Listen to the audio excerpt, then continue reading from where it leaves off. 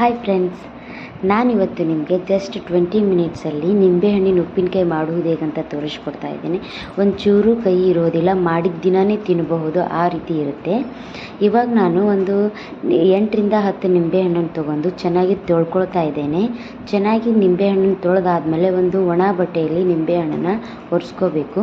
ಒಂಚೂರು ನೀರಿನ ಅಂಶ ಇರಬಾರ್ದು, ಯಾಕಂದರೆ ನೀರಿನ ಅಂಶ ಇದ್ದರೆ ಬೇಗ ಉಪ್ಪಿನಕಾಯಿ ಕೆಟ್ಟು ಹೋಗುತ್ತೆ. ಅದಕ್ಕೋಸ್ಕರ ಒಂಚೂರು ನಿಂಬೆಹಣ್ಣಿಗೆ ನೀರಿನ ಅಂಶ ಇಲ್ಲಾರ ಥರ ಒರೆಸ್ಕೊಂಡು ಅದಾದಮೇಲೆ ನಾನಿವಾಗ ನಿಂಬೆಹಣ್ಣನ್ನು ಕಟ್ ಮಾಡ್ಕೊಳ್ತಾ ಇದ್ದೇನೆ. ನಾನು ನಿಂಬೆಹಣ್ಣನ್ನು 1ರಲ್ಲಿ 8 ಭಾಗ ಮಾಡ್ತಾ ಇದ್ದೇನೆ.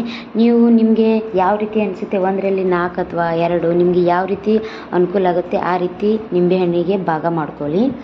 ಇವಾಗ ನಾನು ನಿಂಬೆಹಣ್ಣು ಕಟ್ ಮಾಡಾದ್ಮೇಲೆ ನಾನು ಎಲ್ಲ ಬೀಜ ತೆಗಿತಾ ಇದ್ದೇನೆ. ಯಾಕಂದರೆ ಬೀಜ ಇದ್ದರೆ ತುಂಬ ಕಹಿ ಬಿಡುತ್ತೆ. ಅದಕ್ಕೋಸ್ಕರ ನಾನು ಇನ್ಸ್ಟಂಟಾಗಿ ಉಪ್ಪಿನಕಾಯಿ ಮಾಡ್ತಾ ಇರೋದ್ರಿಂದ ನಿಂಬೆಹಣ್ಣಿನ ಬೀಜ ತೆಗಿಲೇಬೇಕು. ಅದಕ್ಕೋಸ್ಕರ ಎಲ್ಲ ಬೀಜ ತೆಗೆದಾದ್ಮೇಲೆ ಅದಕ್ಕೆ ಒಂದು 2ರಿಂದ 3 ಚಮಚ ಉಪ್ಪು ಹಾಕಿ ಅದನ್ನು ನಾನು ಬೇಯೋಕ್ಕೆ ಬಿಡಬೇಕು. ಅದರಲ್ಲಿ ನೀರಿನ ಅಂಶ ಚೂರು ಇಲ್ಲ, ಆದರೂ ಅದು ನೀರು ತುಂಬ ಬಿಡುತ್ತೆ, ಯಾಕಂದರೆ ನಿಂಬೆಹಣ್ಣಿನ ರಸ ಬಿಡುತ್ತಲ್ಲ. ಅದಕ್ಕೋಸ್ಕರ ಇವಾಗ ನಾನು ಲೋ ಫ್ಲೇಮಲ್ಲಿಟ್ಟು ಅದನ್ನು ಬೇಯೋಕ್ಕೆ ಬಿಡುತ್ತೇನೆ.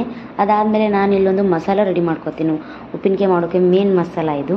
ಇವಾಗ ನಾನು ಒಂದು 2ರಿಂದ 3 ಸ್ಪೂನ್ ಆಗುವಷ್ಟು ಸಾಸಿವೆ ಮತ್ತು 8ರಿಂದ 9 ಕರಿಕಾಳು ಮತ್ತು 4ರಿಂದ 5 ಲವಂಗ ತೊಗೊಂಡು ಇದನ್ನು ಮಿಕ್ಸಿಗೆ ಹಾಕೋತಾ ಇದ್ದೇನೆ.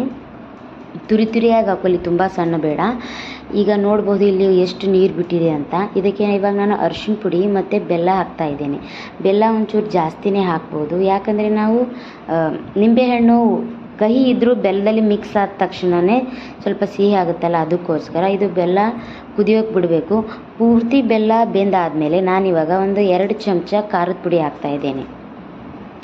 ನೀರಿನ್ನೂ ಜಾಸ್ತಿ ಬಿಟ್ಕೋತಾನೆ ಹೋಗುತ್ತೆ ಇದಕ್ಕೆ. ಇವಾಗ ಮಿಕ್ಸ್ ಮಾಡಿ ಅದು ಖಾರದ ಪುಡಿ ಒಂದು ಸ್ವಲ್ಪ ಬೇಯಬೇಕು ಪೂರ್ತಿ. ಇನ್ನೂ ನೀರು ಬಿಡ್ತಾ ಇರುತ್ತೆ ಮತ್ತು ಅಂಟಂಟು ಆಗ್ತಾ ಹೋಗ್ಕೋತಾ ಬರುತ್ತೆ. ಕೊನೆಯಲ್ಲಿ ನಾನು ಆಗಲೇ ಮಿಕ್ಸಿಗೆ ಹಾಕಿರುವಂಥ ಮಸಾಲ ಹಾಕ್ತಾ ಇದ್ದೇನೆ. ನಿಮಗೆ ಉಪ್ಪು ಬೆಲ್ಲ ಸ್ವಲ್ಪ ಕಮ್ಮಿ ಅನಿಸಿದರೆ ಇನ್ನೂ ಆ್ಯಡ್ ಮಾಡ್ಕೋಬಹುದು.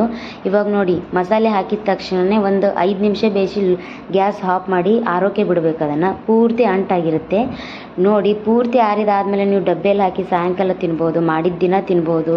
ಯಾವಾಗ ಒಂಚೂರು ಕಹಿ ಇರೋದಿಲ್ಲ. ಮನೇಲಿ